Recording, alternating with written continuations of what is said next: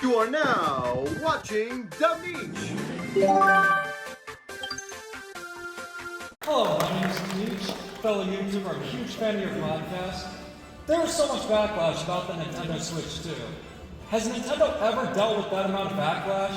And another question, with the original Mario Kart 8, considering the huge cast of Mario characters, do you know why Nintendo felt the need to invent Pinkle Peach? How does that work? That question too, actually.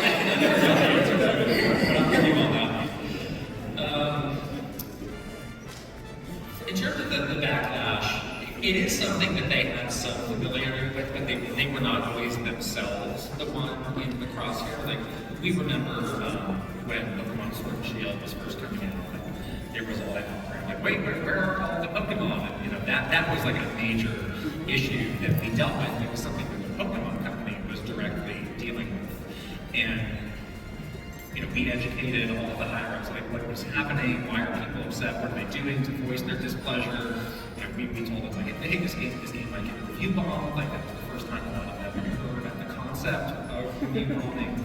But then the game came out and broke all these records. So there's a couple of other examples like that, but it is interesting, and it seems like the Switch 2 is going to continue this trend of like very loud outcry around some sort of issue or a series of issues, but then they're not actually getting hurt in the end. And I think Pokemon has proven that like long term, this kind of aggravation of your fan base really is it's not a good path to go down. But in terms of, you know, in the pocketbook where it matters, like they're not getting a slap on the wrist. Anything we can do to stop it, like how low the prices eventually? Don't think that is likely to happen, especially as they have, you know, put out so many statements already about how the pre-orders have been unprecedented in terms of how much volume people are, you know, trying to buy, you know, get a Switch 2. So again, from a business perspective, you know, they're not really going to be hurt by this.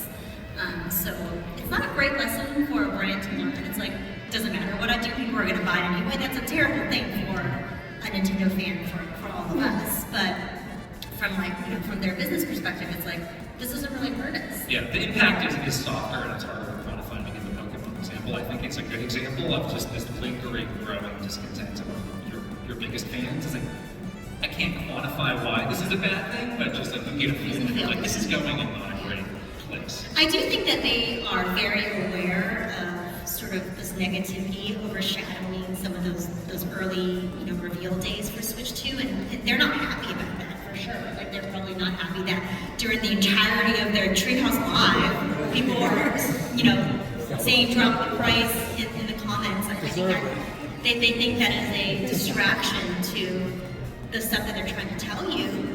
So I do think that they'll try to take some measures to maybe have better communication, but in terms of like the idea of actually dropping prices or doing what the fans are outcrying for them to do, I don't think that's what they're doing. And I don't think they're, you know, thinking that would be